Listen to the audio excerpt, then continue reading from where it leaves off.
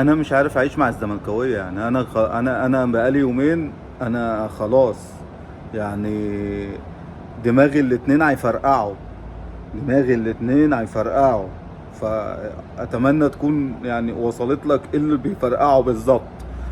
الزملكاويه عاملين مقارنات كلها ضحك. سيبك من زيزو وابو تريكه وشيكابالا، لا لا لا لا لا لا لا لا، سيبك. عم عمرو الدرديري منزل على صفحته عيل بشنب الاعداديه، معرفش اسمه ايه قسما بالله، بيقول لك هذا الشيء لديه اتنين كونفدراليه، ومن 1907 الاهلي لديه كونفدراليه واحده. مطلوب مني ان انا افشل في الدوري، ابقى ثالث او رابع الدوري عشان اشارك في الكونفدراليه، عشان اعدي الزمالك، عشان انا ابقى كده بالنسبه للزملكاويه. خد بقى الانقح، منزل صوره كهربا وامام عاشور، وبيقول لك الاتنين دول باعوا الزمالك، واللي يبيع الزمالك يخسر البطولات. امام عاشور لسه بيعد في ال50,000 دولار بتوع رجل المباراة اللي في السعودية في كاس مصر، اللي لسه ما استواش، اللي هو فيس تو فيس اهلي وزمالك طص كده في وش بعض، فاهم انت؟ خدنا منهم الكاس. سيبك بقى من افريقيا واللي هو وصل نهائي، وسيبك من الكلام ده كله.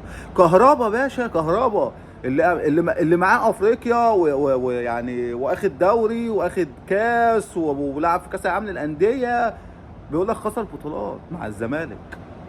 واحد اسمه حليم بقى، احي بقى، خد دي هتعجبك. بيقول لك ان اللاعب دوت قعد في الاسيوطي 5 سنين ما اخدش ولا بطوله، جه مع الزمالك في اول 4 شهور بطوله قاريه. اه والله العظيم. عبد الله السعيد غير مقيد اساسا في افريقيا، وما لعبش مع الزمالك في افريقيا، ولا ليه علاقه بالبطوله اصلا، بس زي ما عملوا مع شيكابالا في 2002 ونسبوا بطوله افريقيا لشيكابالا رغم اللي هو اصلا ما كانش في القايمه. فالزمن بيعيد نفسه، والتدليس والكذب بيعيد نفسه، وجابوها في عبد الله السعيد. ولا وكمان مصورينه بالكاس عشان بعد 10 سنين لما انا امسك العكاز، واحد يجي يقول لي هو عبد الله السعيد معاه كونفدراليه، اروح رافع العكاز، اروح حاطه في طيبه قلبه على طول، لان هو بيدلس وانا عايش. استنى لما اموت يا ابني.